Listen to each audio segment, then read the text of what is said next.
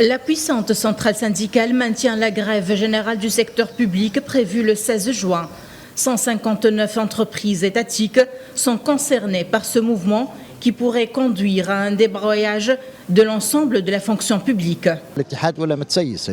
La grève annoncée par la centrale syndicale est politique par excellence. Avec cette grève, l'UGTT perturbe la voie corrective poursuivie par l'État. La grève est un acte légitime et un moyen de pression, mais la situation aujourd'hui ne peut plus tolérer cette escalade. Le syndicat est appelé toujours à tenir l'équilibre entre le gouvernement et les travailleurs. Mais aujourd'hui, l'UGTT est contre le gouvernement et contre le dialogue national qui conduira à une nouvelle constitution et contre même y participer. Il aurait dû annuler la grève, d'autant plus que le syndicat s'est lancé il y a 2 jours dans des négociations avec le gouvernement et la porte de la négociation est toujours ouverte. Tout en affirmant que la grève du secteur public décidée par l'UGTT n'a aucun caractère politique.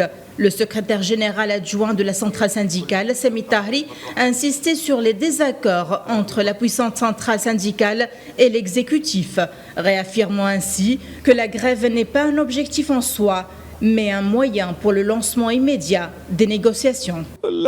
Si la grève était politique, le gouvernement n'aurait pas entamé de négociations avec nous. Comment une grève peut-elle être politisée alors que nous négocions sur les salaires et sur les moyens de subsistance des Tunisiens?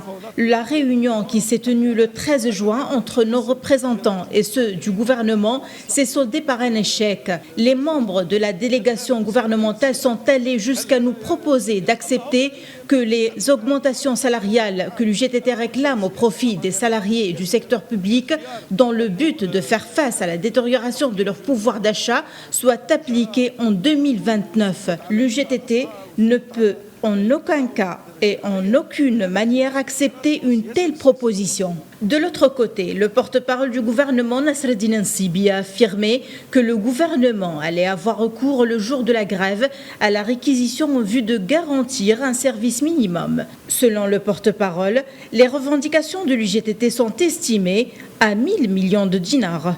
Selon la centrale syndicale, la grève générale dans le secteur public est une opportunité pour les travailleurs d'exprimer leur attachement à leurs droits. Cette grève est un véritable indicateur de crise économique, sociale et politique dans le pays. Depuis Tunis, Najwa Becha pour Média.